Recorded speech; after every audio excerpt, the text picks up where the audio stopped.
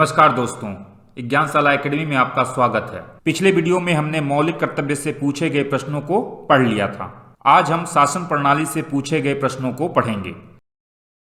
भारत में संसदीय प्रणाली की सरकार है।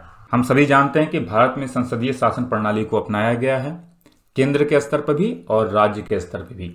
इसे आप अनुच्छेद 74-75 से जान सकते हैं और अनुच्छेद 163 और 164 से जान सकते हैं। राज्य के संदर्भ में अनुच्छेद 163-64 और केंद्र के स्तर पर अनुच्छेद 74-75। संसदीय शासन प्रणाली को वेस्टमिंस्टर मॉडल भी कहा जाता है क्योंकि इसे ब्रिटेन से लिया गया है, और इसे कैबिनेट व्यवस्था भी कहा जाता है क्योंकि इसमें कैबिनेट सर्वाधिक शक्तिशाली होती है। आइए अब हम संसदीय व्यवस्था को जान लें। संसदीय व्यवस्था ब्रिटेन से लिया गया है। संसदीय व्यवस्था उस शासन प्रणाली को कहा जाता है जिसमें कार्यपालिका यानी कि सरकार अपनी नीतियों तथा कार्यों के लिए विधायिका के प्रति उत्तरदायी होती है।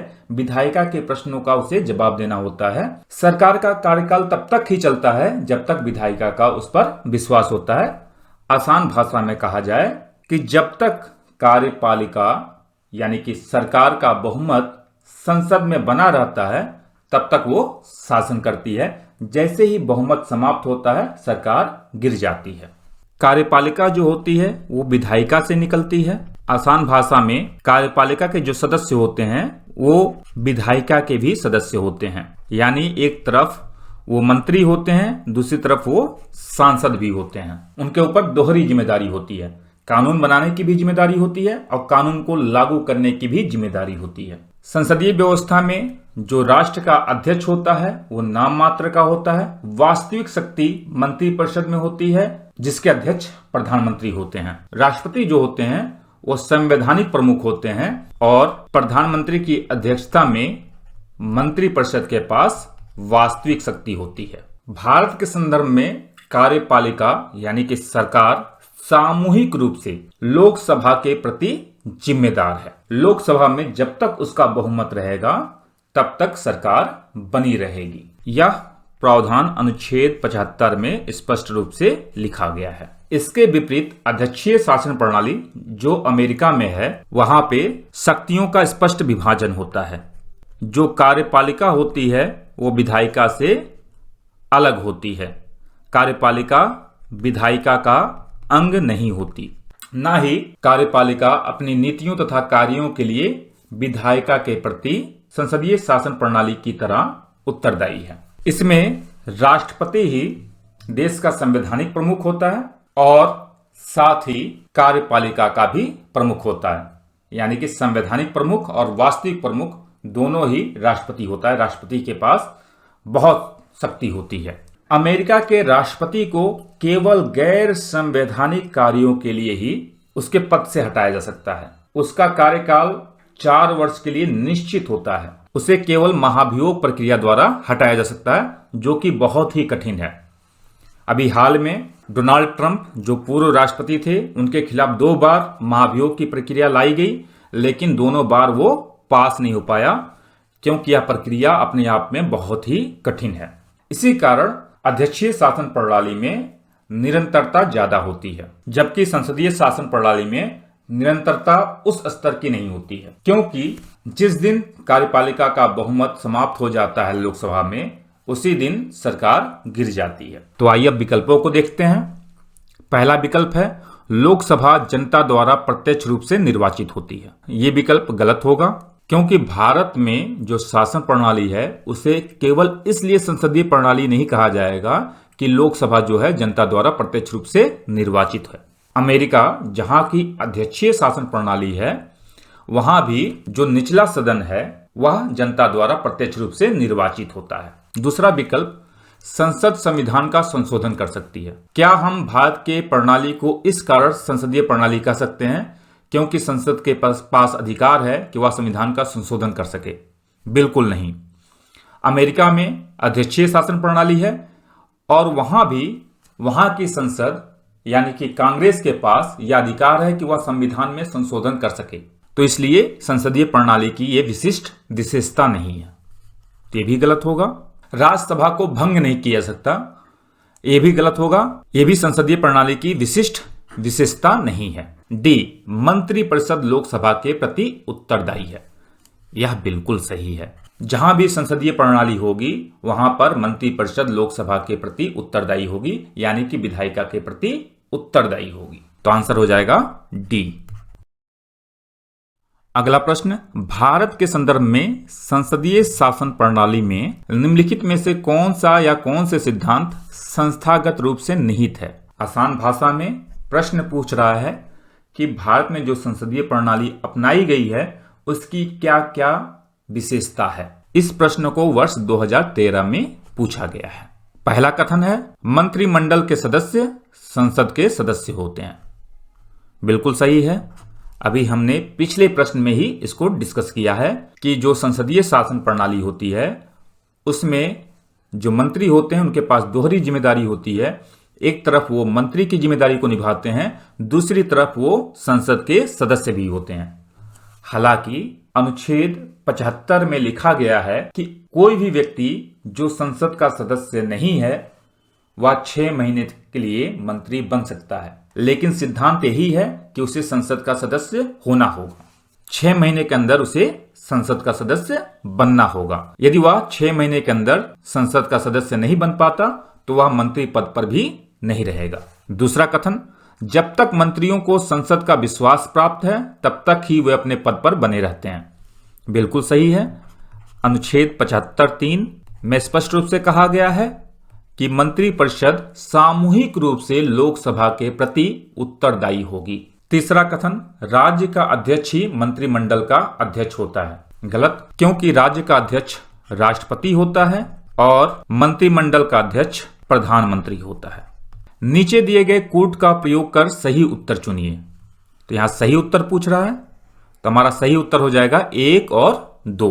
तो ये विकल्प ए में है, तो हमारा आंसर हो जाएगा ए। अगला प्रश्न, संसदीय स्वरूप के शासन का प्रमुख लाभ है। जो संसदीय शासन प्रणाली को हमने अपनाया है उसके क्या क्या लाभ हैं? तो पहला विकल्प देखते हैं, कार्यपालिका और विधानमंडल दोनों स्वतंत्र रूप से कार्य करते हैं। यह गलत होगा।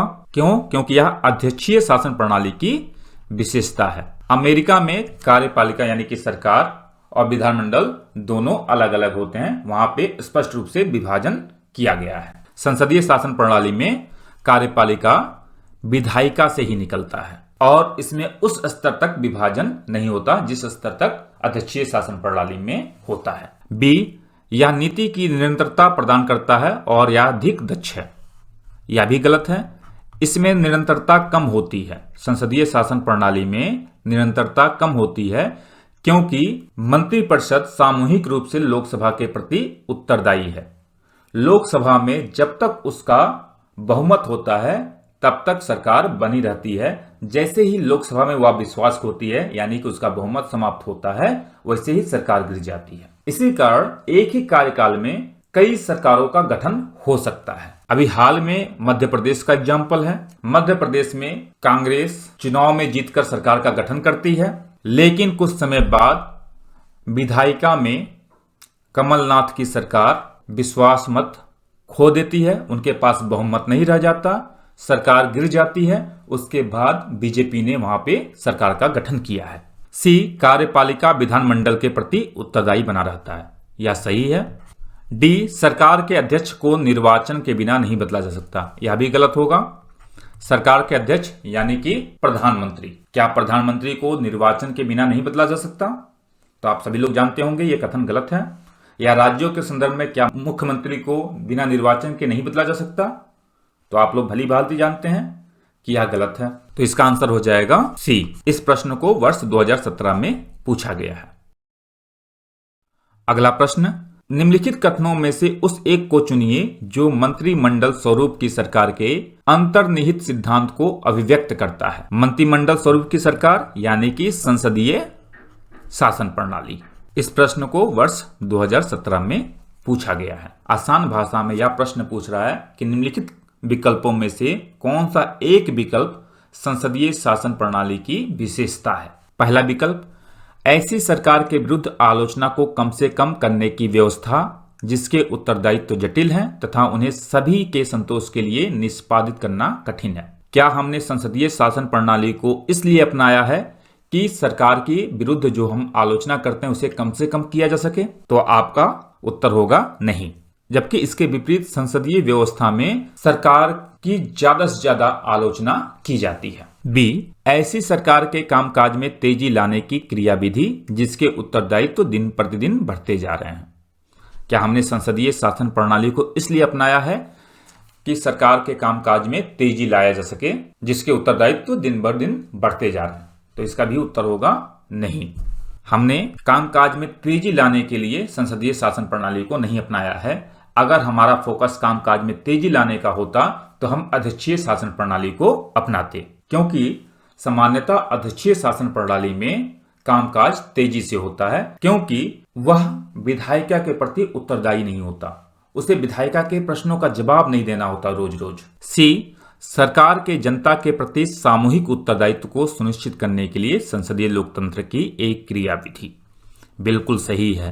हमने संसदीय शासन प्रणाली को इसीलिए अपनाया है ताकि सरकार जनता के प्रति उत्तरदायी बनी रहे, जनता के हितों में ही निर्णय ले, वह निरंकुश ना बने।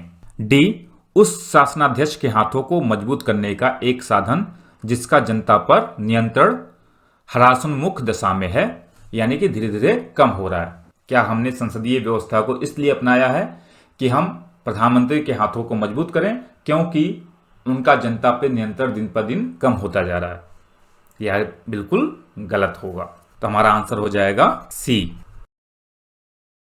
अगला प्रश्न, समाज में समानता के होने का एक निहितार्थ यह है कि उसमें ए, विशेषाधिकारों का अभाव है। यह विकल्प बिल्कुल सही है। समानता का मतलब ही यही होता है कि विशेषाधिकार ना हो। यदि कुछ लोगों के पास विशेषाधिकार होंगे और कुछ लोगों के पास नहीं होंगे तो समाज में समानता नहीं स्थापित होगी। दूसरा विकल्प अवरोधों का अभाव है।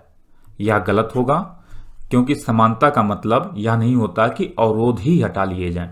अलग अलग आधारों पे अवरोधों को स्थापित किया जाता है। वस्तुतः सही मायने में समानता को स्थापित करने के लिए ज्यादा से ज्यादा अवरोध लगाए जाते हैं। जैसे भारत में एक अवरोध यह है कि एक व्यक्ति या फैमिली एक सीमा से अधिक जमीन नहीं रख सकता अपने पास। सी विकल्प प्रतिस्पर्धा का अभाव है। यह भी गलत होगा, क्योंकि समानता को स्थापित करने का मतलब ये नहीं होता कि प्रतिस्पर्धा को ही समाप्त कर दिया जाए। वस्तुतः किसी भी समाज के विकास के लिए प्रतिस्पर्धा का होना बहुत ही जरूरी है। चौथा विकल्प है विचारधारा का अभाव। यह भी गलत है। हर समाज में अलग अलग समूहों के बीच में विचारधाराएं अलग अलग होती ही हैं। समानता को स्थापित करने का मतलब ये नहीं हुआ कि विचारधारा का अभाव हो जाए। तो हमारा आंसर हो जाएगा ए।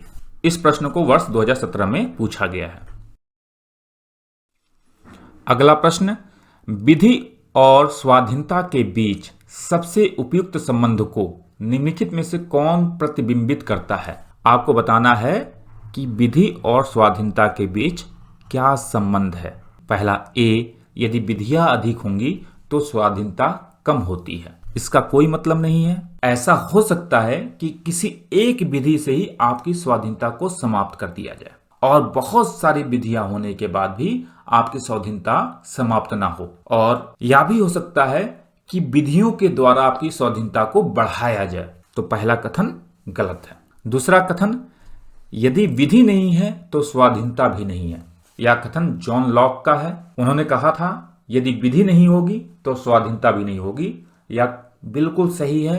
इसे आप एग्जाम्पल से समझिए। सपोज कीजिए कि संपत्ति की सुरक्षा को लेकर कोई कानून नहीं है, तो ऐसे लोग जो कमजोर हैं या गरीब हैं, उनकी संपत्ति पे जो अमीर हैं, मजबूत हैं, वो कब्जा कर लेंगे।